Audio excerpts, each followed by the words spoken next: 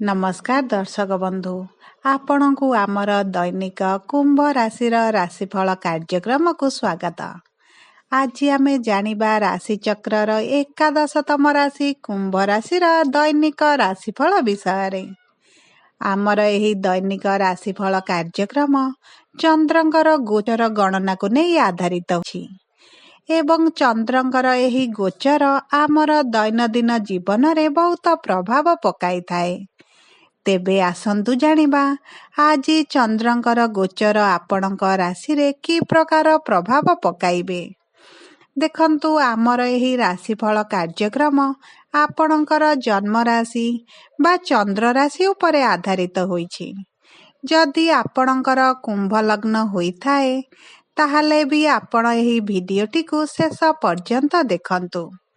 एबे आसंतु आरंभ करिबा आजिर दैनंदिन राशिफल कार्यक्रम। किंतु भिडियोटी आरंभ करिबा पूर्वरु जदि आपणकर भी कुंभ राशि होइथाए एवं आपण भी ईश्वरंकु आंतरिक भक्ति एवं विश्वास करंती तेबे भिडियोटी को लाइक करंतु। कमेंट बॉक्स रे जय जगन्नाथ जय मां लक्ष्मी अवश्य लिखि दियंतु।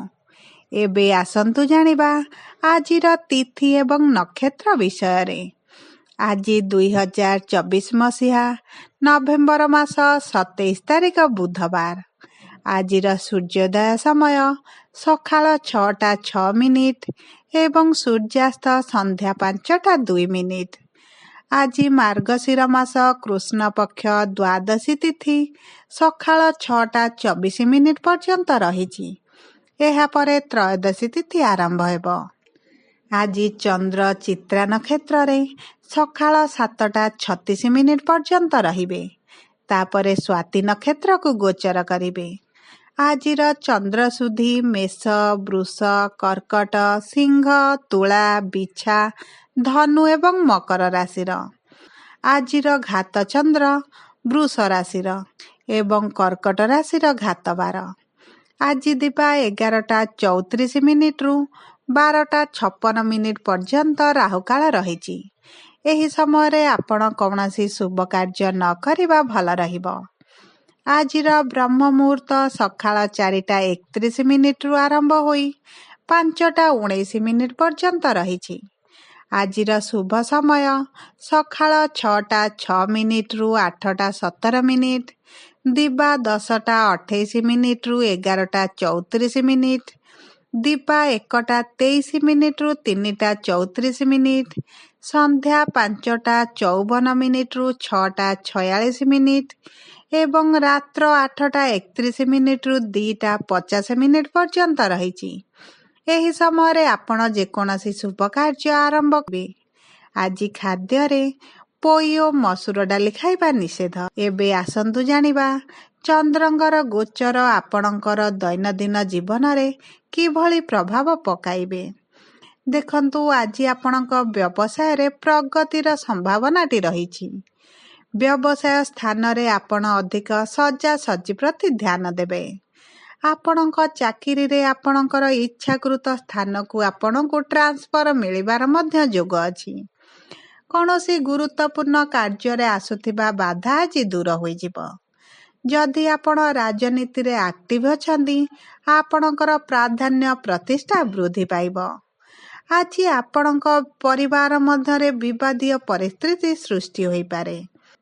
जो माने कला एवं अभिनय क्षेत्र सहित जड़ित अछंती सेही लोक माननकु उल्लेखनीय सफलता मिलिबो।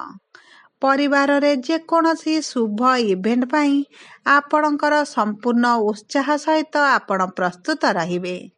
कर्म क्षेत्र रे आपणकर दक्ष परिचालना आज प्रशंसनीय हेबो। आपणकु आज विदेश भ्रमण रे जिबाकु पड़ी पारे। घरोई जीवन रे आपण आपणक जीवन साथी ठारू अपार स्नेह प्रेम एवं सम्मान पाइबे।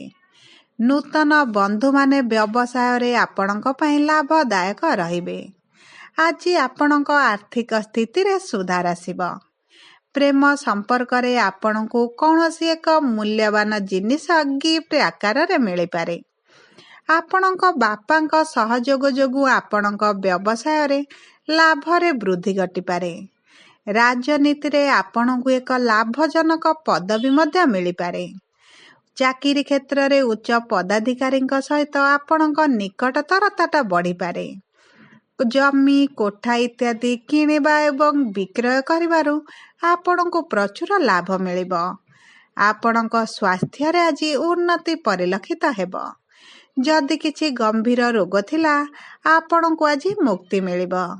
ପ୍ରିୟଜନଙ୍କ ସ୍ୱାସ୍ଥ୍ୟ ସହିତ ଜଡ଼ିତ କିଛି ସମସ୍ୟା ଆପଣଙ୍କର ଚାପ ସୃଷ୍ଟି କରିପାରେ। ଆପଣ ଆଜି ନିଜ ସ୍ୱାସ୍ଥ୍ୟ ବିଷୟରେ ଅଧିକ ସଚେତନ ରୁହନ୍ତୁ। ବାହାର ଖାଦ୍ୟ ସାମଗ୍ରୀ ଖାଇବା ଠାରୁ ଦୂରେଇ ରୁହନ୍ତୁ, ନଚେତ ପେଟରେ କିଛି ସମସ୍ୟା ଦେଖାଦେଇପାରେ। ସ୍ୱାସ୍ଥ୍ୟ ପ୍ରତି ଆଜି ଅବହେଳା କରନ୍ତୁ ନାହିଁ। ଆପଣଙ୍କର ମନଟି ଆଜି ଖୁସି ରହିବ। ଆଜି 90% ଭାଗ୍ୟ ଆପଣଙ୍କ ସାଥିରେ। ଶୁଭ ଅଙ୍କ 9, ଶୁଭ ରଙ୍ଗ ନାଲି। ଆଜି ବିଷ୍ଣୁ ସହସ୍ରନାମ ପାଠ କରନ୍ତୁ। ଆପଣଙ୍କୁ ଶୁଭାଶୁଭ ଫଳ ପ୍ରାପ୍ତି ହେବ। ଯଦି ଆପଣଙ୍କୁ ଆମ ଭିଡ଼ିଓଟି ପସନ୍ଦ ଆସିଥାଏ, ଭିଡ଼ିଓଟିକୁ ଲାଇକ୍ କରନ୍ତୁ।